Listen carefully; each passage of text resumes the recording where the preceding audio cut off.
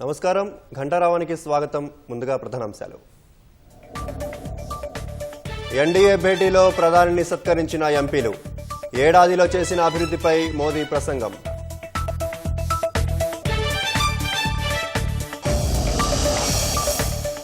లోక్సభలో వాయిదా తీర్మానం నోటీస్ ఇచ్చిన ఎంపీ చామల.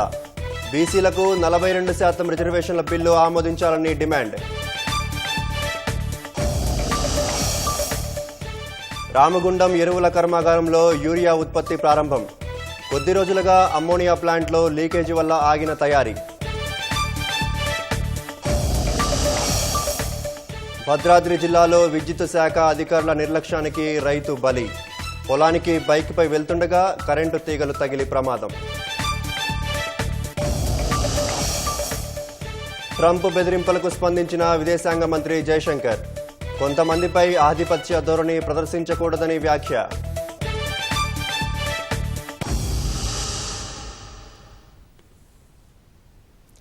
వివిధ అంశాలపై విపక్షాలు పార్లమెంటును స్తంభింపజేస్తున్న వేళ ఎన్డీఏ పార్లమెంటరీ పార్టీ సమావేశమైంది. ఈ కీలక భేటీకి ఎన్డీఏ ఎంపీలు హాజరయ్యారు. పహల్గాం ఉగ్రదాడికి ప్రతీకారంగా ఆపరేషన్ సింధూర్ పేరిట కేంద్ర ప్రభుత్వం చేపట్టిన సైనిక చర్య విజయవంతం కావడంపై ప్రధాని మోదీని ఎన్డీఏ ఎంపీలు సత్కరించారు.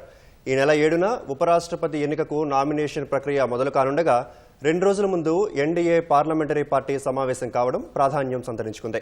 ప్రధాని నరేంద్ర మోదీ ఎన్డీఏ ఎంపీలను ఉద్దేశించి ప్రసంగించనున్నారు. ఏడాది కాలంలో ఎన్డీఏ ప్రభుత్వం చేపట్టిన అభివృద్ధి, అమలు చేసిన పథకాల గురించి ప్రధాని వివరించనున్నారు.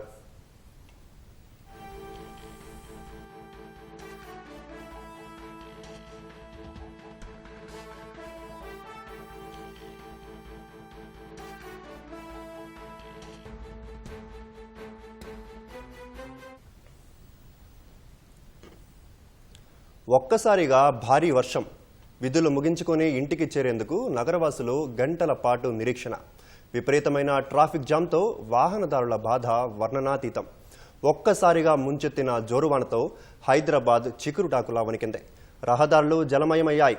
2 గంటల పాటు ఏకధాటిగా కురిసిన వర్షానికి జంట నగరాలు అతలాకుతలమయ్యాయి.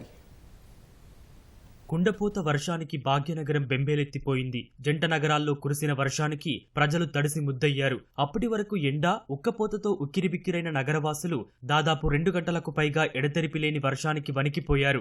రహదారులపై భారీగా వరద నీరు చేరింది. ఎక్కడికక్కడ వాహనాలు కదల్లేని పరిస్థితి. పాఠశాలలు, కళాశాలలు, కార్యాలయాల్లో విధులు ముగించుకుని ఇళ్లకు బయలుదేరిన వారు రోడ్లపైనే గంటల తరబడి పడిగాపులు కాశారు. ఎర్రమంజిల్ వద్ద రోడ్డుపై నడుచుకుంటూ వెళ్తున్న ఓ మహిళ కరెంటు స్తంభాన్ని ముట్టుకోవడంతో షాక్కు గురైంది. అక్కడే ఉన్న భద్రతా సిబ్బంది గమనించి ఆమెను కాపాడారు. హైడ్రా, జీహెచ్ఎంసీ, డీఆర్ఎఫ్, విపత్తు నిర్వహణ బృందాలు ముంపు ప్రాంతాల్లో నీరు నిల్వకుండా చర్యలు చేపట్టాయి.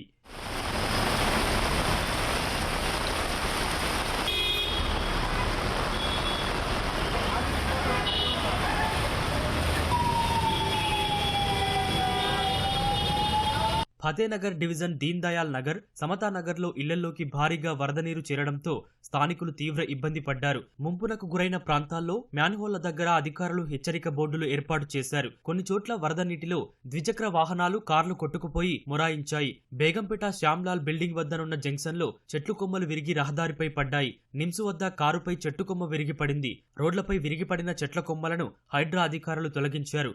వరదకి చిక్కుకున్న కార్లను పక్కకు తొలగించి వాహనాల రాకపోకలను క్రమబద్ధీకరించారు. రోడ్డు, అండర్ బ్రిడ్జిల వద్ద ఆటోమేటిక్ డీవాటర్ పంపులకు తోడుగా హైడ్రా నీటి పంపులను ఉంచి వరద ముప్పు లేకుండా ముందస్తు చర్యలు చేపట్టారు.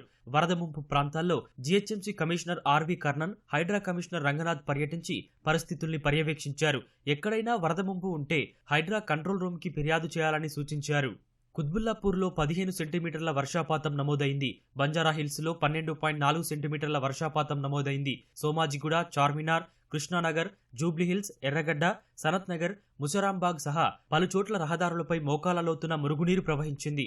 నాంపల్లి, హిమాయత్ నగర్, నారాయణగూడ, లక్డీకపూల్, ట్యాంక్బండ్ తదితర ప్రాంతాల్లో రహదారులు జలమయమవడంతో వాహనాలు ఎక్కడికక్కడ నిలిచిపోయాయి. బంజారాహిల్స్, జూబ్లీహిల్స్, సికింద్రాబాద్, దిల్సుఖ్ నగర్ ప్రాంతాల్లో రోడ్లు, కాలువలను తలపించాయి. ఉపరితల ద్రోణి ప్రభావంతో తేలికపాటి నుంచి భారీ వర్షాలు కురుస్తాయని వాతావరణ శాఖ ప్రకటించింది. నగరంలో మరో 3 రోజుల పాటు వానలు పడే అవకాశముందని స్పష్టం చేసింది. అత్యవసరమైతే తప్ప నగరవాసులు బయటకు రావద్దని వాతావరణ అధికారులు సూచిస్తున్నారు.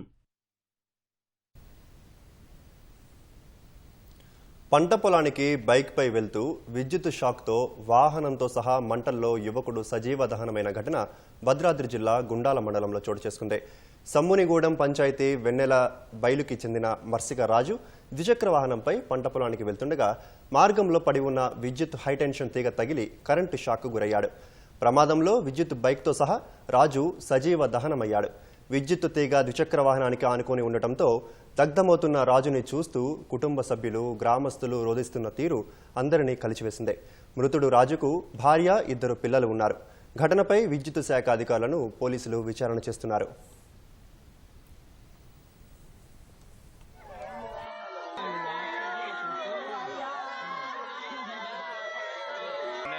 గ్రామంలో కరెంటు తీగ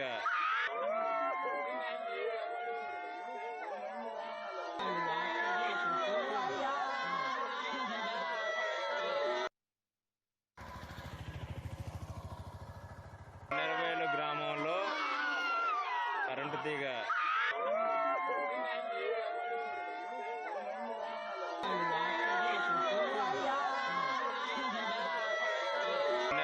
గ్రామంలో కరెంటు తీగ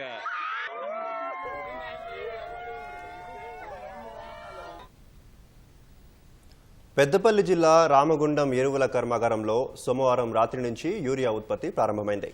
అమ్మోనియా ప్లాంట్లో ఏర్పడ్డ లీకేజీల కారణంగా గత నెల 16న కర్మాగారంలో యూరియా ఉత్పత్తిని నిలిపివేసి మరమ్మతులు మొదలుపెట్టారు. మరమ్మతులు పూర్తయ్యాక 2 రోజుల క్రితమే కర్మాగారం మళ్లీ తెరవగా సోమవారం రాత్రి నుంచి యూరియా ఉత్పత్తి మొదలైంది. మిగతా రాష్ట్రాల్లోనూ యూరియా కొరత తీవ్రంగా ఉన్న నేపథ్యంలో ఆగస్టు నెలలో కేంద్ర నిర్ణయం ప్రకారంగా తెలంగాణకు యూరియా సరఫరా జరుగుతుందా లేదా అనే అనుమానాలు వ్యక్తమవుతున్నాయి.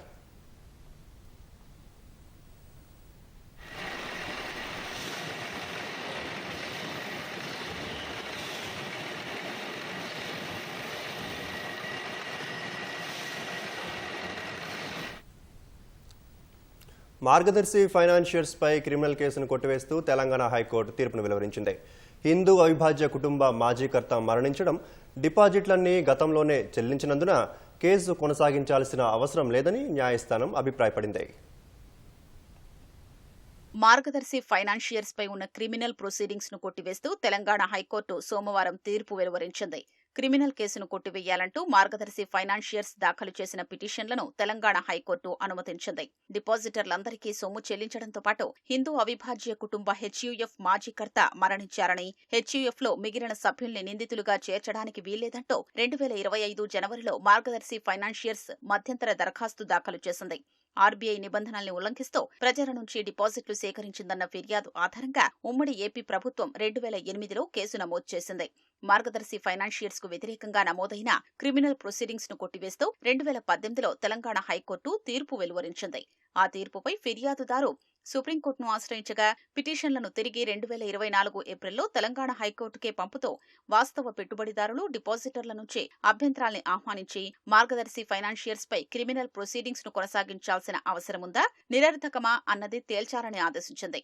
ఈ పిటిషన్లపై తెలంగాణ హైకోర్టు విచారణ చేపట్టింది. కోర్టు ఆదేశాల మేరకు పెట్టుబడిదారులు, డిపాజిటర్ల నుంచి క్లెయిమ్లను ఆహ్వానిస్తూ 2024 సెప్టెంబర్ 26న తెలంగాణ హైకోర్టు రిజిస్ట్రీ పత్రికల్లో పబ్లిక్ నోటీసు జారీ చేసింది. పత్రికల్లో ప్రకటన ఇవ్వగా డిపాజిట్లన్నీ గతంలోనే చెల్లించినందున ఒక్క డిపాజిటరు ముందుకు రాకపోవడంతో పాటు హెచ్యుఎఫ్ మాజీకర్త మరణించడంతో కేసు కొనసాగించాల్సిన అవసరం లేదని తెలంగాణ హైకోర్టు తీర్పు వెలువరిస్తూ మార్గదర్శి ఫైనాన్షియర్స్ పై ఉన్న క్రిమినల్ కేసు రద్దవుతుందని పేర్కొంది.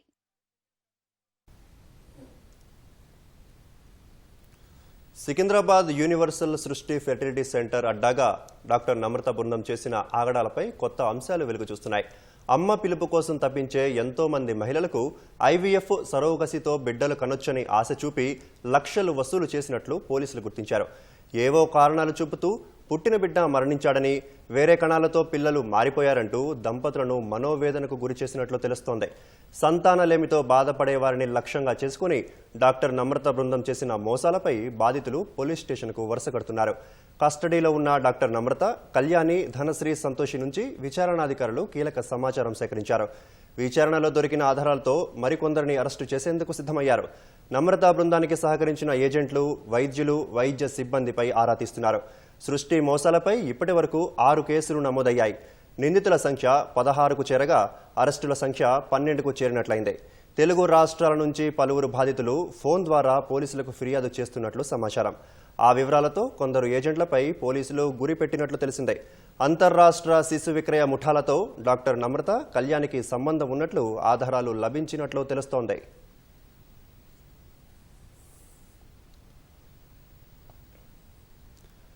వివాహమైన రోజే నవవధువు బలవన్మరణం చెందిన ఘటన ఆంధ్రప్రదేశ్లోని శ్రీ సత్యసాయి జిల్లాలో తీవ్ర విషాదం నింపింది. సోమందేపల్లికి చెందిన కృష్ణమూర్తి వరలక్ష్మి దంపతుల కుమార్తె 22 ఏళ్ల హర్షితకు కర్ణాటకలోని దిబ్బూరిపల్లికి చెందిన నాగేంద్రతో సోమవారం ఉదయం వివాహం జరిగింది. అదే రోజు రాత్రి యువతి నవవధువు హర్షిత ఫ్యాన్కు ఉరివేసుకుని ఆత్మహత్యకు పాల్పడ్డారు. గదిలో నుంచి ఎంతసేపటికి బయటకు రాకపోవడంతో కుటుంబ సభ్యులు బంధువులు తలుపులు పగలగొట్టి చూడగా యువతి ఫ్యాన్కు వేలాడుతూ కనిపించింది. వెంటనే ఆమెను పెనుకొండ ప్రభుత్వ ఆసుపత్రికి తరలించగా అప్పటికే మృతి చెందినట్లు వైద్యులు తెలిపారు. కాళ్ల పారాని ఆరకముందే నవవధువు మృతి చెందడం 2 కుటుంబాల్లో తీవ్ర విషాదాన్ని నింపింది.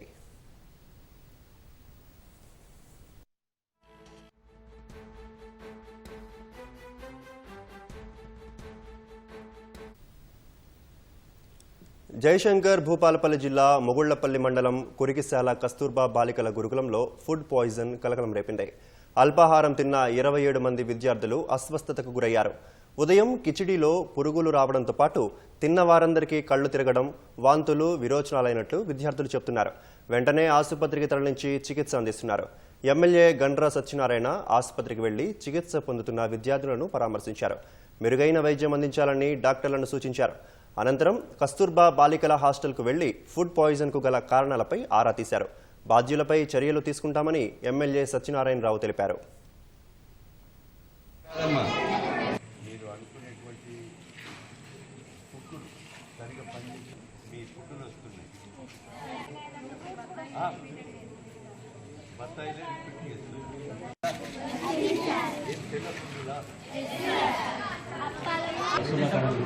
జాలి పెట్టి వెంటిలేషన్ కావాలి.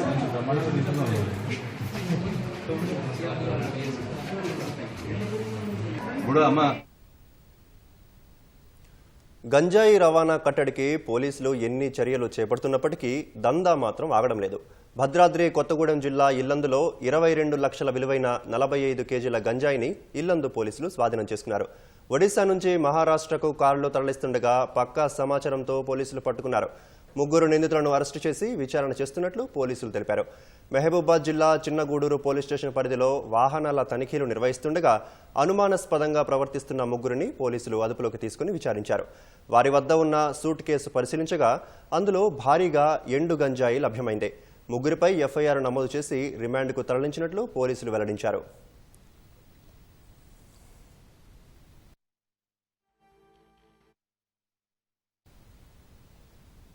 మేడ్చల్లో గ్యాస్ సిలిండర్ పేలి ఒకరు మృతి చెందగా మరో 3కి తీవ్ర గాయాలయ్యాయి.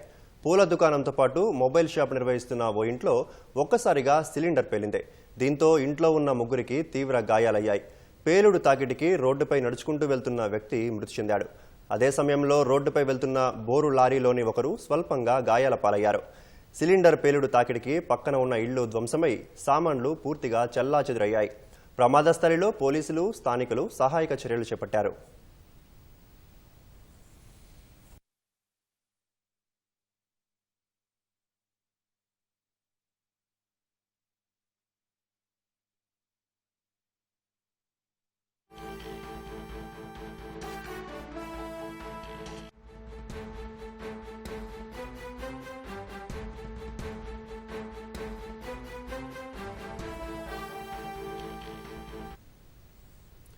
తాజా అంశాన్ని చూస్తున్నాం. హైదరాబాద్లో ఈగల్ బృందం గంజాయి సరఫరా చేస్తున్న అంతర్రాష్ట్ర నిందితులను అరెస్టు చేసింది. మరింత సమాచారం మా ప్రతినిధి నాగార్జున అడిగి తెలుసుకుందాం. నాగార్జున, గంజాయి సరఫరా చేస్తున్న అంతర్రాష్ట్ర నిందితులకు సంబంధించి మీ వద్దున్న తాజా సమాచారం ఏంటి? చందు, నగర శివార్లో హైదరాబాద్ కి వస్తున్నటువంటి ప్రాంతంలో ఒక బొలెరో వాహనంలో తరలిస్తున్నటువంటి 847 కిలోల గంజాయిని ఈగల్ టీం స్థానిక పోలీసులతో కలిసి స్వాధీనం చేసుకున్నారు. సో ఇప్పుడు ఈ మొత్తం వాల్యూ 4.2 కోట్లు అని చెబుతున్నారు. సో ప్రస్తుతం దీనికి సంబంధించిన పూర్తి వివరాలు మరికొద్ది సేపట్లో ఈగల్ ఎస్పీ రూపేష్ పూర్తి వివరాలు వెల్లడించే అవకాశం మనకు కనిపిస్తుంది. మొత్తం 847 కిలోలు ఉన్నటువంటి గంజాయిని 26 బ్యాగుల్లో అంటే 411 ప్యాకెట్లుగా చేసి బ్యాగుల్లో నింపుకొని బొలేరో వాహనంలో తరలిస్తున్నట్లుగా గుర్తించారు. అయితే ఎవరైనా ఈ గంజాయి సరఫరాకి అడ్డు వస్తే వాళ్ళని వెంటనే వాళ్ళ దగ్గర ఉన్నటువంటి తల్వార్లతో బెదిరించేందుకు సిద్ధంగా ఉన్నట్టు తెలిసింది. అందులో భాగంగానే ఒక తల్వార్ను వీళ్ళు కారులో పెట్టుకున్నట్లుగా ఈగల్ టీం గుర్తించడం జరిగింది. సో ఇప్పుడు వీళ్ళంతా కూడా ఒరిస్సా నుంచి దీన్ని రెగ్యులర్ గా వీళ్ళు మహారాష్ట్రకు గంజాయి సరఫరా చేస్తున్నారు హైదరాబాద్ మీదుగా. సో వీళ్ళు గంజాయి సరఫరా చేస్తున్నటువంటి పక్కా సమాచారం తోటి ఈగల్ బృందం హైదరాబాద్ సరౌండింగ్స్ ఓఆర్ఆర్ సరౌండింగ్స్ లో పక్కా నిఘా ఏర్పాటు చేసింది. వాహన తనిఖీలో భాగంగా వీళ్ళ దగ్గర నుంచి ఆ బొలెరో వాహనం నుంచి 847 కిలోల గంజాయిని స్వాధీనం చేసుకున్నారు. సో దీంతో పాటుగా ఈ తరలిస్తున్నటువంటి బొలెరో వాహనం 2 నిందితులు, ఒడిశాకు చెందిన నిందితులు, వీటితో పాటుగా ఒక 2 మొబైల్ ఫోన్స్ కూడా స్వాధీనం చేస్తున్నారు. స్వాధీనం చేసుకున్న పూర్తి సొత్తు విలువ 4.2 కోట్లు ఉంటుందని అంచనా వేశారు. ఇటీవల గంజాయిపై పూర్తి స్థాయిలో ఒకవైపు ఎక్సైజ్ పోలీసులు, మరోవైపు ఎస్ఓటీ అండ్ టాస్క్ ఫోర్స్ పోలీసులు, దాంతో పాటుగా స్థానిక పోలీసులు, లా అండ్ ఆర్డర్ పోలీసులు, మరోవైపు ఈగల్ టీం మొత్తం కూడా పూర్తి స్థాయిలో నిఘా పెట్టారు. హైదరాబాద్ మీదుగా హైదరాబాద్ లో కూడా ఎటువంటి గంజాయి సరఫరా చేసినా వెంటనే సమాచారం అనేటువంటి నిఘా వ్యవస్థను ఏర్పాటు చేశారు. సో ఇందులో భాగంగానే గత కొద్ది రోజుల నుంచి కిలోల కొద్ది గంజాయి పట్టుబడుతుంది. ఇటీవల 935 కిలోల గంజాయిని అబ్దుల్లాపూర్ మెట్టు వద్ద పట్టుకున్నారు. మళ్ళీ అదే క్రమంలో వాళ్ళ దగ్గర నుంచి సమాచారం ఆధారంగా తాజాగా 847 కిలోల గంజాయిని ఈగల్ టీం స్వాధీనం చేస్తున్నారు. 1 గంటకు దీనికి సంబంధించి పూర్తి వివరాలు ఈగల్ టీం ఎస్పీ రూపేష్ మీడియాకి వివరాలు వెల్లడించనున్నారు. చందు, ధన్యవాదాలు నాగార్జున.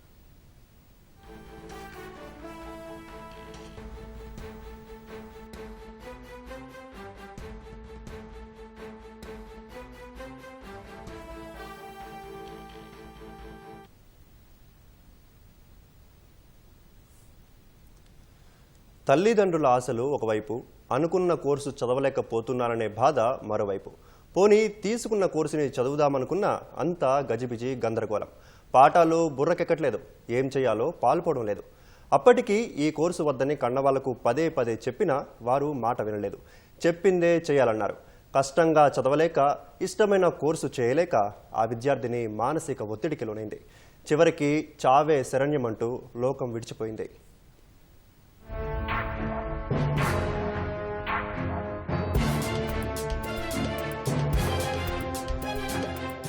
చదువు ఒత్తిడి భరించలేక హనుమకొండ నయీం నగర్లోని ఓ కళాశాలలో ఎంపీసీ మొదటి సంవత్సరం చదువుతున్న విద్యార్థిని మిట్టపల్లి శివాని ఆత్మహత్య చేసుకుంది. బలవన్మరణానికి ముందు శివాని రాసిన లేఖ నేటి సమాజంలో విద్యార్థులు ఎదుర్కొంటున్న మానసిక సమస్యలకు అద్దం పడుతోంది. ప్రతి అక్షరం ఓ కన్నీటి చుక్కగా మార్చి రాసిన ఆ లేఖ కంటతడి పెట్టిస్తోంది.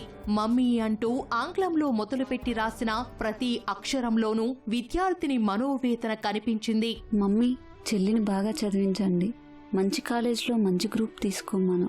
నాలాగా అర్థం కాని చదువు వద్దు. దాన్ని మంచిగా చదివించి మీరు మంచిగా ఉండండి. కాలేజ్లో జాయిన్ చేసే ముందు ఎవరినైనా కొంచెం అడిగి జాయిన్ చేయండి. చెల్లా, నువ్వు కూడా మంచిగా చదువుకోవే. ఆ చదువు నాకు అర్థమైతలే. మీకు చెప్తే మీరు అర్థం చేసుకుంటలే. నాకు మొత్తం టెన్షన్ అవుతుంది, మైండ్ పోతుంది. మీరు చెప్పిన చదువు నాతోనైతలే. నేను చదువుకుందాం అనుకున్న చదువుకి మీరు ఒప్పుకుంటలే. చివరికి నాకు చావే దిక్కయింది. ఏం అర్థం కాక మధ్యలో నలిగిపోతున్నా. ఈ సంవత్సరం అంటే ఏదో మీరు ఫీజు కట్టారని ఏదోలా కింద మీద పడి ఉన్నా. ఇక నాతోని కాదు, నేను వెళ్ళిపోతున్నా. నాకు ఇంత తక్కువ మార్కులు రావడం మీరు తట్టుకోలేరు, అందుకే చనిపోతున్నా. అందరూ జాగ్రత్త, మంచిగా ఉండండి. ఈ 1 సంవత్సరం కూడా మీకోసమే చదివినా, అయినా నాతోనైతలే. ఎంత కష్టపడ్డా రావడం లేదు. అందరూ జాగ్రత్త. పిల్లలను ఇష్టం లేని చదువులు చదవాలని బలవంతం చేస్తే మొదట్లో ఒప్పుకున్నా రాన్రాను ఒత్తిడికి లోనవుతారని నిపుణులు చెబుతున్నారు. మానసిక ఒత్తిడికి గురైన వేళ ఆ స్థితిని గుర్తించి ఓదార్చగలిగితే బలవన్మరణం ఆలోచనల నుంచి బయటపడేయవచ్చని చెబుతున్నారు.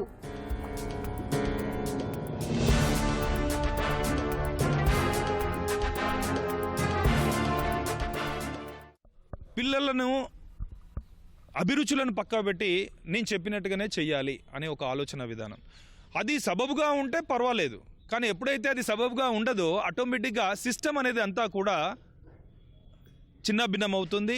స్ట్రెస్లో పడిపోతారు, మానసికంగా ఇబ్బందులు ఎదుర్కొంటారు, డిప్రెషన్కి వెళ్తారు. ఆ డిప్రెషన్ సూసైడ్కు దారితీస్తుంది. కాబట్టి తల్లిదండ్రులు అనేది పిల్లల బాగోగుల కోసం వాళ్ళను మంచి విధంగా వాళ్ళ ఉన్నత స్థానంలో ఉంచడానికి పెంచే విధంగా ఉంచాలి తప్ప ఫోర్స్ఫుల్గా ఇది నువ్వు చెయ్యాలి, ఇష్టం లేకున్నా నువ్వు చెయ్యాలనే ఆలోచన విధానం నుంచి తప్పుకుంటే ఇలాంటి పరిణామాలు, ఆత్మహత్యలు అనేవి తగ్గే అవకాశాలు ఎన్నో ఉంటాయి. దయచేసి తల్లిదండ్రులు దీన్ని పెద్ద మనసుతో అర్థం చేసుకోండి.